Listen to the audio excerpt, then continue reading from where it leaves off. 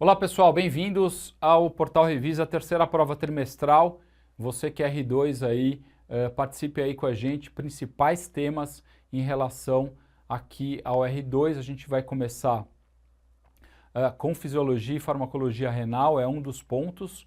Qual que é outro ponto que tem? É fisiologia do sistema urinário, né, renal, anestesia em urologia, anestesia em obstetrícia e anestesia em ortopedia. São esses quatro pontos. Então a gente vai começar com fisiologia e farmacologia renal. Coloco aqui primeiro uma questãozinha básica sobre o rim, né? Sobre a função renal, quais são os pontos importantes. Então, o rim secreta eritropoetina, calcitriol e renina, verdade, né? Verdadeiro. Além das funções relacionadas aí à produção de urina, manutenção de equilíbrio hidroeletrolítico, o rim ainda tem a função de produzir a eritropoetina, o calcitriol e a renina. A eritropoetina ela é importante porque ela atua lá na medula óssea e aumenta a produção das hemácias. Também é verdadeiro isso. Tá? Lesão renal aguda, apesar de ser clinicamente grave, não está associado ao aumento de morbidade e mortalidade dos pacientes cirúrgicos. Isso não é verdade. Lesão renal sempre é ruim. Tá? Então, paciente que já vem com lesão renal pré-operatória já é um paciente de maior risco, e o paciente que desenvolve a lesão renal no intraoperatório também vai ter quadros piores no pós-operatório. Tá? Então, ele é ruim, tá? A insuficiência renal sempre é ruim para o nosso paciente. O potássio é filtrado e reabsorvido no néfron, mas não é secretado. Isso não é verdade, tá? Lembrar que a aldosterona secretada lá no córtex adrenal, ela atua nos receptores mineralocorticoide aí nas células principais do túbulo distal e no coletor cortical, estimula aquela bomba de sódio e potássio, a TPase, e aumenta a reabsorção de sódio, né? Também a reabsorção de água, lembrar que quando vem sódio sempre vem água junto e você acaba tendo secreção de potássio nos túbulos. Tá? Então aqui está errado. A glicose e os aminoácidos são reabsorvidos nos túbulos proximais dos néfrons. Essa informação está correta. Então lembrar um pouquinho aí da fisiologia renal, ali dos mecanismos do que absorve e do que não absorve, que isso sempre cai em prova. Lembrar também do fluxo sanguíneo renal e da relação com a taxa de filtração glomerular. Então, esse quadro a gente consegue ver direitinho a dependência do fluxo sanguíneo renal para a taxa de filtração glomerular e, obviamente, para a formação de urina. O que eu quero mostrar aqui com a taxa de filtração glomerular? Extremamente dependente de débito cardíaco. Tá? Toda vez que eu tenho queda de débito cardíaco, eu tenho queda de função renal, de taxa de filtração glomerular. Né? Então, toda vez que eu tenho diminuição de débito cardíaco, o rim fecha. Né? Lembre-se que a PAM para o rim funcionar, ela geralmente é acima de 75, 80. Então, qualquer quadro hipotensivo pode prejudicar a regulação renal. Tá? E a autorregulação do fluxo sanguíneo renal. Então, a importância da gente sempre manter um débito cardíaco adequado para esse paciente. E aqui a creatinina, lembrar que a creatinina, ela tem, apesar desses números, né, que a gente tem aí da creatinina, a taxa de filtração glomerular, um pequeno aumento dessa taxa de filtração glomerular já pode mostrar, através desse gráfico, uma grande perda de função renal. Tá? Lembrar que a taxa de filtração glomerular diminui 5% por década. Então, chegando lá no velhinho, o velhinho geralmente, se ele tiver uma creatinina de 1,2, 1,3, a gente acha ele tá bem, né? 1,3 só, mas não, ele já perdeu bastante função renal. Por quê? Porque o velho também perde a massa muscular e a creatinina vem diretamente relacionada à massa muscular. Como ele perde massa muscular e também perde função glomerular, né? Função renal, ele acaba tendo uma creatinina estável. Então ela não reflete isso. Para eu saber isso mesmo, eu preciso pedir um clearance de creatinina. Mas lembre-se, passou dos 60 anos eu já tenho alterações importantes da creatinina e da função renal nos idosos. Tá? E aqui os biomarcadores, né? Então a gente mostra aqui a cistatina C, ela é mais fidedigna do que a creatinina, né? Ela não tem tanta importância em relação à idade, a gênero, né? Então a cistatina C parece que é melhor do que a creatinina em relação à marcação de função renal. E aqui tem a lipocalina associada à gelatinose do neutrófilo, que é esse marcador, tá? Ele identifica a lesão renal horas antes da creatinina. Então permite que você veja isso e você ajuste já a parte hemodinâmica desse paciente, restaure pressão nesse paciente, tire drogas nefrotóxicas se elas tiverem sido dadas ao paciente e diminua aí a progressão da injúria aí da lesão renal e aí você restabeleça uma função renal nesse paciente. Aqui o critério de Rifle, que vocês devem saber, um critério importante para você ver tanto do ponto de vista de gravidade quanto do ponto de vista clínico, por isso que ele chama Rifle, né? Em relação a isso, foi um marco importante aí para a nefrologia, foi um dos primeiros critérios para se mostrar a lesão renal aguda. Ele é dividido em risco e injúria, né? Então tá aí o nosso Rifle e as relações com a alteração da creatinina e do plasma. Para você ver melhor, hoje em dia, o que a gente tem é esse KDIGO. Na verdade, é KDIGO. Kidney Disease Improving Global Outcomes. Tá? Isso aqui é uma forma, né, de uma instituição que foi feita para implementar, desenvolver e implementar diretrizes clínicas para cuidar de pacientes renais, né? E aqui sobre a lesão renal aguda, e aí virou esse marcador, é o padrão ouro e o sistema de classificação hoje mais utilizado, unificando e reunindo outros critérios como o Rifle que a gente viu e até um outro chama KIM.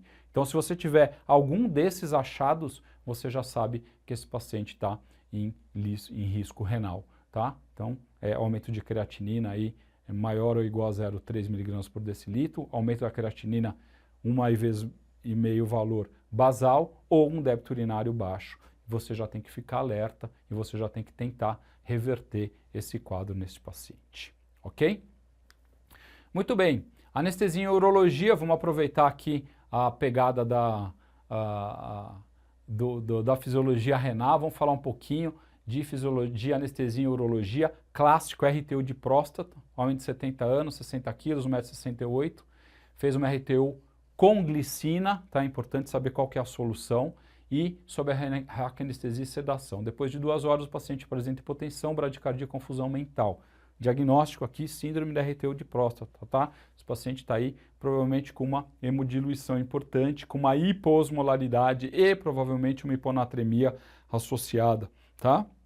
Então, VOF, o anestesiologista deve restringir a infusão de volume e dar suporte cardiopulmonar. Essa é a primeira conduta que a gente tem nesse paciente. Preciso corrigir essa parte hemodinâmica desse paciente, porque essa hipotensão pode piorar ainda o quadro da intoxicação hídrica desse paciente. Esta intercorrência pode causar distúrbios visuais, inclusive cegueira transitória. Lembrar que a glicina funciona como um falso neurotransmissor na retina e pode causar uma cegueira transitória também neste paciente. Este quadro seria evitado se a altura da solução de infusão fosse mantida o mais baixo possível e com o procedimento inferior a 1 hora.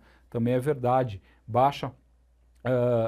baixa altura diminui a pressão, diminui a quantidade de água que é absorvida, né? Porque geralmente essas soluções não têm eletrólitos, então são de água livre, acabam fazendo a hiposmolaridade plasmática, né? Quanto maior a altura, maior a pressão, maior a absorção. Quanto mais tempo, mais seio venoso aberto, maior a água que entra, maior a diluição. A baixa pressão venosa, paciente hipovolêmico hipotenso, não influencia. Mentira, né? Baixa pressão venosa, como hipovolemia ou uma hipotensão, aumenta a absorção da solução de irrigação, né? Você acaba criando um gradiente de pressão favorável para entrar mais líquido nos vasos abertos durante a ressecção da próstata. E o tratamento específico inclui solução salina, indicado quando o sódio for menor que 120. Isso é verdade também, quando o sódio cai abaixo de 120, a gente tem que repor a solução salina com solução salina a 3,5% ou a 7% para esse paciente ir titulando sódio para ver se ele chega a 120. Quando a gente chega em 120, a gente para, tá? Existe aí um potencial de desmielinização da ponte, né? Mas isso nunca foi descrito nos casos agudos, né, de hiponatremia aguda e reposição de sódio. Isso a gente só tem descrito na hiponatremia crônica e reposição de sódio, né? Mas isso sempre está no livro e pode cair na prova de vocês. Está aqui as nossas soluções, os prós e seus contras, ó, a glicina, né? Perda visual transitória, também alterações aqui importantes. O sorbitol aí a hiperglicemia, a diurese osmótica e o manitol, diurese osmótica e a expansão intravascular, lembrar do manitol, que ele pode entrar no vaso, né, daquela expandida, depois daquela desidratada, então cuidado com o manitol. Síndrome DRTU de próstata 120, confusão mental. Primeiro eu tenho alterações neurológicas e depois eu tenho alterações cardiovasculares, tá? Eu já posso começar a largar QRS, depois eu começo a ter mais problemas e eu posso chegar até a fibrilação ventricular ou TV nesse paciente. Então, quanto mais baixo o meu sódio, mais eu estou indo para um lado aí importante. Lembrar que o sistema nervoso central é muito dependente de sódio, né? Muito mais do que a parte cardiovascular, mas eu já posso ter alterações cardiovasculares associadas. Fatores de risco: pressão e altura do frasco, tempo de cirurgia, né? E a profilaxia, obviamente, diminuir o frasco de altura, diminuir o tempo de ressecção é um dos pontos mais importantes, né? Para quem trabalha em hospital universitário geralmente sofre com isso, porque os residentes demoram um pouco mais para fazer essa ressecção. Tratamento e interrupção do procedimento, dar suporte respiratório e cardiovascular, colher os exames nesse paciente, principalmente aí para a gente ver como é que está o sódio desse paciente, mas uma gasometria é muito bem indicada nesse paciente. Tratamento, restrição hídrica e você pode usar um diurético de alça aí, mas não é a primeira escolha, tá? Mas geralmente se faz um diurético de alça para se perder um pouco mais de volume, tá? Quando o sódio está abaixo de 120, infusão do NaCl menos que 120, 100 ml por hora, parar a infusão quando o sódio atingir 120. Lembrar da mielinólise pontina, tá? Lembrar que a litotomia, ela causa aí uma lesão sempre importante do fibular, tá? Então aquele posicionamento da perneira pode ter a compressão lá da cabeça da fíbula contra a perneira, tá? E aí esse paciente ficar com uma parestesia na face lateral da perna e no dorso do pé, tá? Então isso é um ponto importante também. E a elevação das pernas associada à compressão extrínseca diminui a perfusão do membro inferior e você pode ter também síndromes compartimentais aqui, né? Isquemia e rabdomiólise também. Lesão do ciático e do femoral são mais raras. Então lembrar que posicionamento de litotomia lá do R1 é lesão do fibular comum. Prostatectomia robótica também sempre cai em prova. Lembrar que a prostatectomia robótica que eu preciso ter um paciente aí extremamente relaxado, então eu mantenho ele com um TOF zerado, né, com contagem pós-tetânica de 1 a 2 no máximo, e esse paciente tem que ficar imóvel durante toda a cirurgia e lembrar que ele vai ficar num Trendelenburg importante durante a sua a prostatectomia, seja por vídeo, seja robótica, existe aí um Trendelenburg importante. Isso é lembrar das alterações relacionadas principalmente aqui à parte respiratória, que eu vou ter uma distensão abdominal e eu vou ter um posicionamento que vai predispor esse paciente a muitas atelectasias, então eu vou ter que ventilar muito bem esse paciente, porque também vão insuflar CO2 nessa barriga aí, e eu vou ter uma acidose respiratória importante. Então a minha ventilação com recrutamento pulmonar e PIP é muito importante nesse paciente. Do ponto de vista hemodinâmico, apesar de a gente ter um aumento do retorno venoso, muitas vezes a gente pode ter uma hipotensão por causa do próprio paciente, que geralmente é mais idoso, e também pela diminuição de um retorno venoso se eu tiver um pneumoperitônio muito pronunciado, tá? Então também é outro ponto que eu tenho que lembrar. E por último, lembrar que esses pacientes que ficam muito tempo em Trendelenburg assim, eles podem ter um pouquinho de edema cerebral, um pouquinho de edema de face. Então a minha intubação sempre tem que ser muito cuidadosa nesse paciente. Eu tenho que deixar esse paciente ventilando bem e analisar essa parte de via aérea. Tá aí a cirurgia robótica, efeitos do pneumoperitônio. Esse paciente costuma ficar num acesso difícil, né? Porque fica o braço junto ao corpo e os braços do robô, né? Então eu tenho que ter aí um paciente muito bem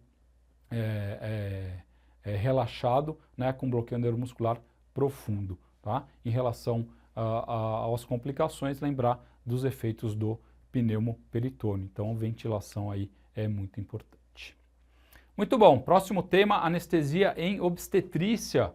É um tema que, obviamente, vai cair na prova também para vocês. Coloquei aqui algumas questões importantes. Aqui de uma analgesia de parto, paciente de 24 anos, 67 quilos, primigesta, trabalho de parto, 7 centímetros de dilatação cervical, será submetida a analgesia. Analgesia peridural contínua aumenta o risco de evolução para cesariana?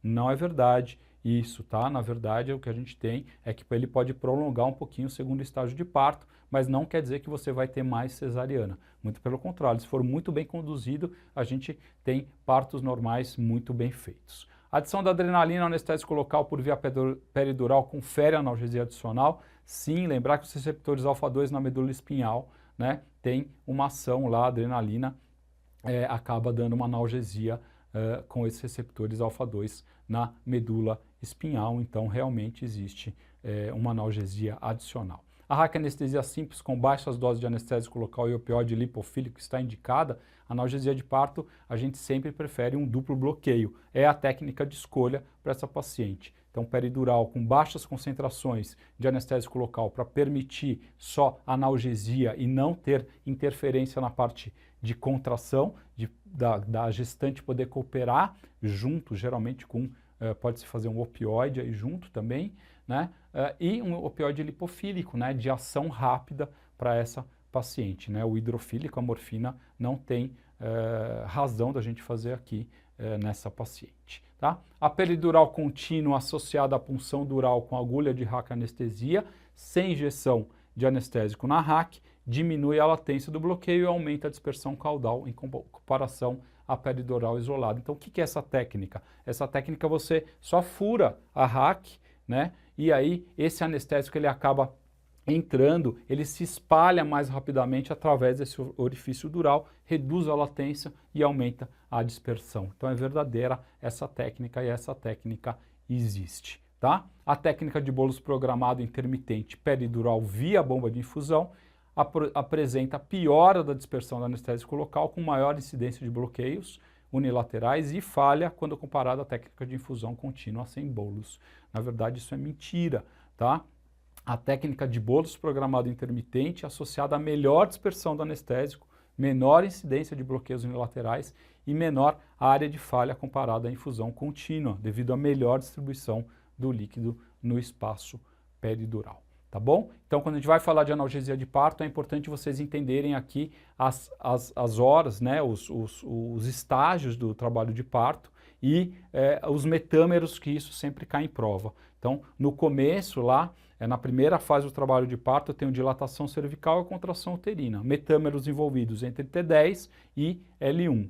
Então, a dor fica referida à região lombosacral e hipogástrica. Segunda fase do trabalho de parto, eu já tenho extensão perineal e a descida fetal, já tenho o envolvimento sacral, né, no nosso segundo trabalho de parto, no nosso segundo estágio de trabalho de parto. E a terceira fase do trabalho de parto, se juntam os componentes viscerais e somáticos, você tem aí S2, S4 e também T10 até L1. Então, lembrar disso porque isso é importante para eu fazer analgesia no meu paciente. Vamos falar um pouquinho das alterações respiratórias, que isso sempre cai em prova em relação à gestante. Então, lembrar que a gestante precisa aumentar o metabolismo, precisa de mais oxigênio para o seu neném. Agora temos 2 organismos em um, então preciso aumentar a minha taxa metabólica, tanto do ponto de vista respiratório como cardiovascular. Então eu preciso captar mais oxigênio e eu tenho que entregar mais, distribuir melhor isso pela circulação. Então eu vou ter um aumento importante desses 2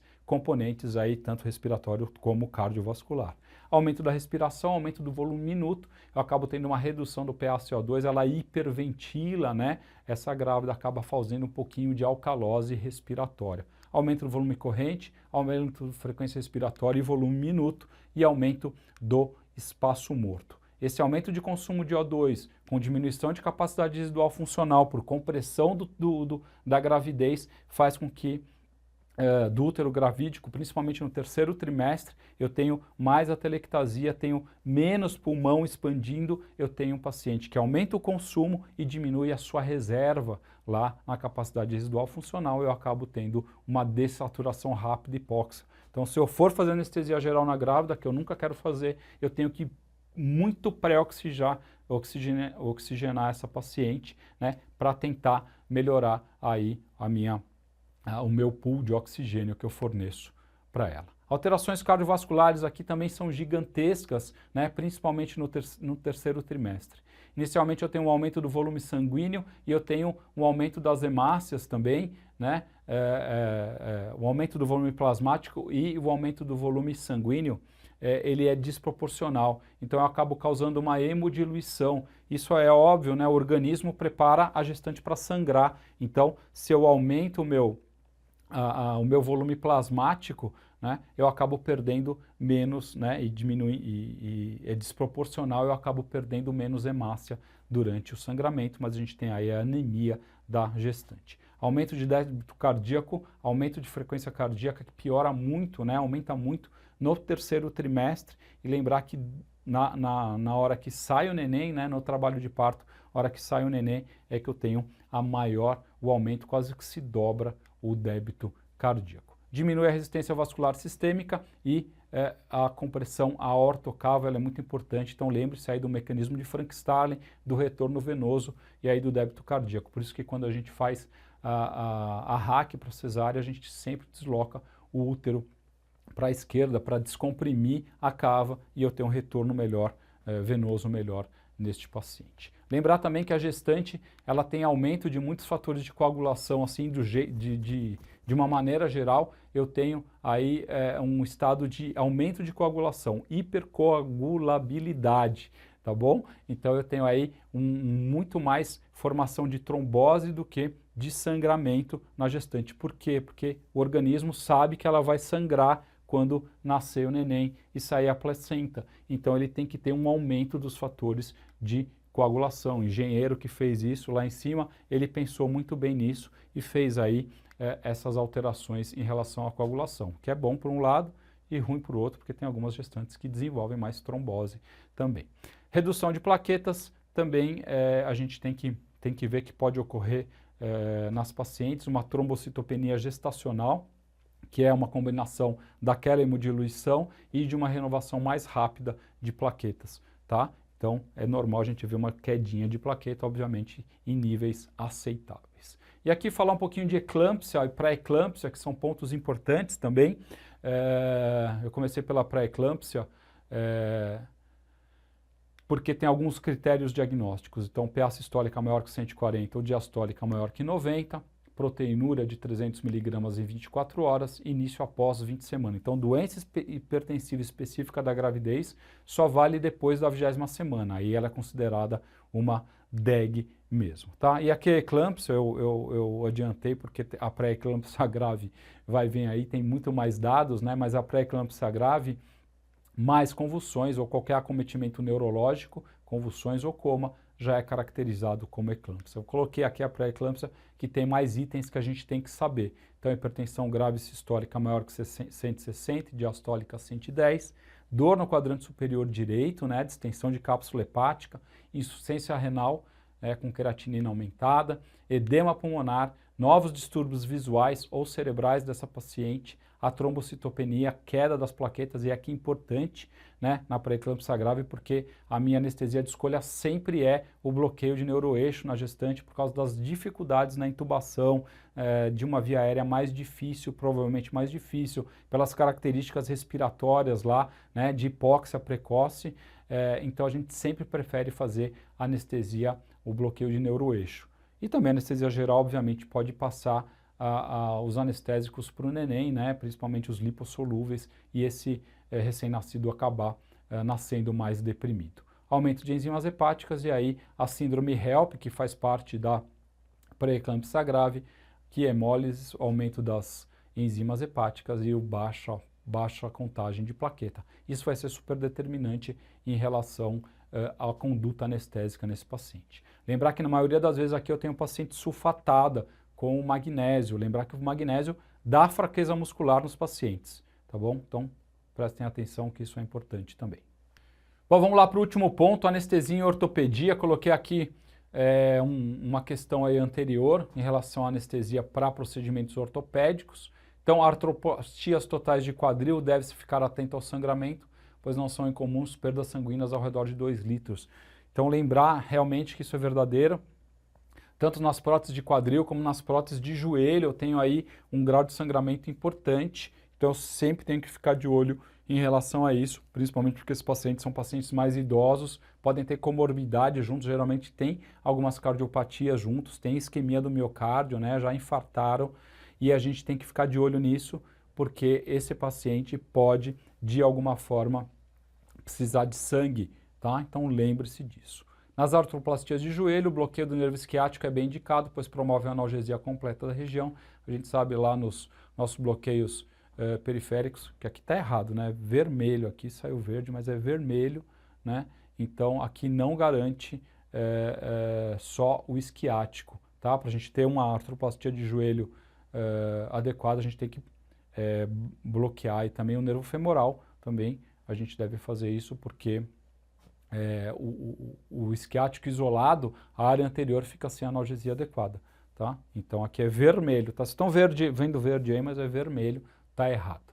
Nas artroscopias de joelho, por serem ambulatoriais com baixo potencial de dor, bloqueios regionais são contraindicados. Aqui tá errado, né? A gente geralmente associa o bloqueio regional, né, nesses pacientes. Pode ter dor, né? Realmente não é a cirurgia que tem tanta dor, as artroscopias, principalmente as simples, né? Mas os bloqueios regionais são muito mais indicados, porque muitas vezes se faz isso de forma ambulatorial e aí é mais fácil do paciente ir embora do que se ele receber uma raquianestesia, tá? Tempos de insuflação de garrote para membro superior entre 30 e 60 minutos levam a acidose intracelular na região em questão. É verdade também, né? Quanto maior tempo de garrote, pior a reperfusão, porque eu vou ter um membro aí todo acidótico, com um pH baixo, com formação de H+, com radicais livres, e isso quando vai para a circulação pode causar aí hipotensão, pode causar depressão cardiovascular também nesse paciente. Nas cirurgias de ombro, posicionamento cadeira de praia, a PA deve ser medida em membros inferiores, pois a chance de erros no membro superior será elevada. Na verdade, isso aqui é vermelho também, não sei porque que chegou verde aqui, né? Não deve ser aferido em membro inferior, deve ser aferido no membro superior, e aqui tem a razão, né? Lembrar que além da gente colocar no membro superior, a gente tem que lembrar que ainda existe uma diferença entre a perfusão cerebral e a perfusão sendo medida aqui no braço no paciente sentado. Então, geralmente eu tenho uma diminuição em relação a esse gradiente, e se eu fizer hipotensão nesse paciente, eu tenho chance de fazer isquemia cerebral e medular. Então, eu tenho que tomar cuidado nesses pacientes em cadeira de praia para evitar baixo fluxo sanguíneo cerebral nesses pacientes, tá? Então, mesmo eu colocando o manguito aqui, se for na perna seria pior, por isso que está errada a alternativa, né? Eu vou ter aí um problema relacionado a isso. Então, sempre manter a pressão arterial média um pouco mais elevada. O cirurgião reclama por causa do campo, mas está tudo bem.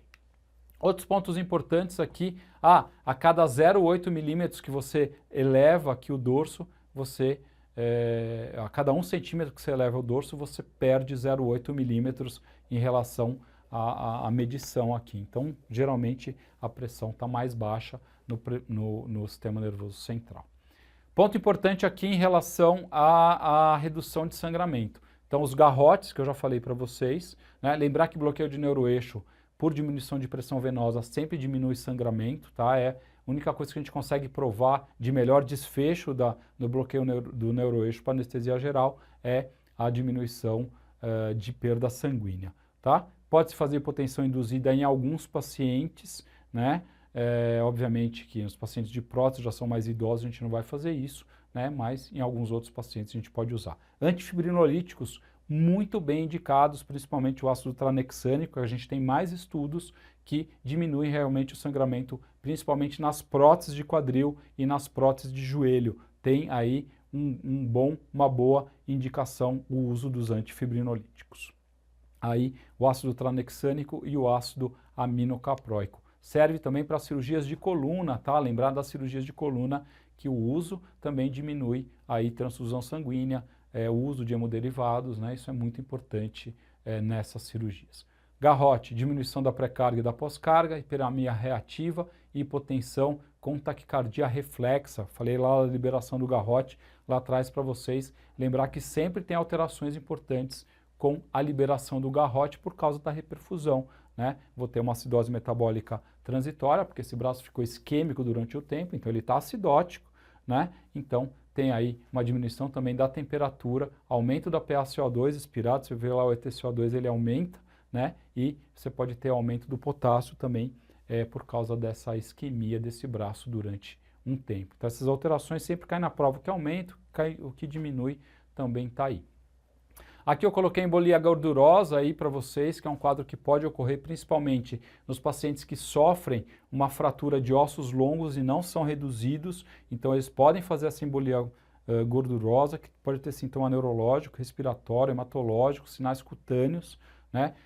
Os sinais são precoces, surgem aí até 12 horas da fratura, de 12 a 72 horas, e pode ser uma leve dispneia até um quadro fulminante com parada cardíaca e óbito desse paciente. Pode ocorrer, inclusive, CIVD associada, né, a esse paciente. Os diagnósticos aí, então a gente tem, geralmente, quando a gente tem um diagnóstico maior associado com 4 dos menores, eu posso fechar esse diagnóstico. Tá? Então, petequias axilares ou subconjuntivais, hipoxemia, edema pulmonar, depressão do sistema nervoso, com esses outros sintomas, eu posso já fechar o diagnóstico, tá bom? Então, a gente tem aí o diagnóstico de GURD com isso e também temos o índice de Schoenfeld, tá? O índice de Schoenfeld, né?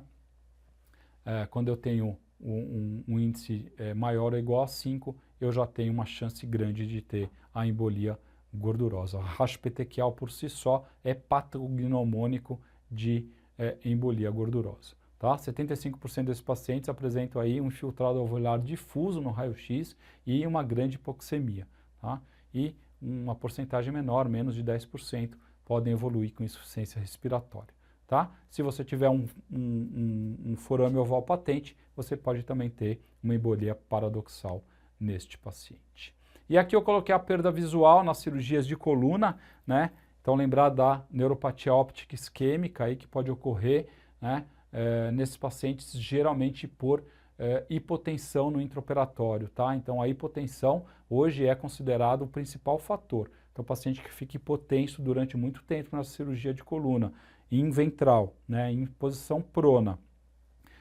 Já mais em homens obesos, procedimento longo, quando tem um sangramento ativo, quando o paciente acaba recebendo mais cristalóide do que o coloide, né, e fica hipotenso, esse paciente acaba tendo aí mais risco de perda visual, que pode ser bi ou unilateral, tá? É algo catastrófico em relação a isso. E lembrar nas cirurgias de coluna também o uso do potencial evocado. Então nessas cirurgias a gente faz a monitorização, né, da coluna, a monitorização neurofisiológica, e a gente evita benzodiazepínicos, os halogenados e também os bloqueadores neuromusculares, para a gente poder aí ter a análise dos potenciais evocados motores e somatosensitivos durante essa cirurgia. E aqui eu sempre coloco o reimplante, porque o reimplante pode aparecer nas provas, né? Então o reimplante de membros, as microcirurgias, geralmente são cirurgias demoradas, então você tem que invadir esse paciente tem que estar com uma boa anestesia geral, geralmente se faz quando é braço, né? Tentar fazer um bloqueio de plexo para manter esse braço aí, além da analgesia, com uma vasodilatação, né? Para um bloqueio simpático desse vaso, né? E fazer com que as anastomoses vasculares funcionem melhor. Todas as situações que levam a vasoespasmo devem ser evitadas. Então, dor, hipotermia, hipovolemia, né, hipotensão nesse paciente a gente não pode tolerar. Então, lembre-se aí dos reimplantes, desse ponto aí importante também, que pode cair na anestesia para a ortopedia. Ok, pessoal? Então, uma revisão rápida aí com pontos bacanas, principais que podem cair na prova para vocês. Deixo aí. Obrigado pela atenção. Se vocês tiverem alguma dúvida, ficou alguma dúvida em algum slide aí, manda para a gente dar uma, para a gente responder para você, tá bom? Obrigado aí e boa prova.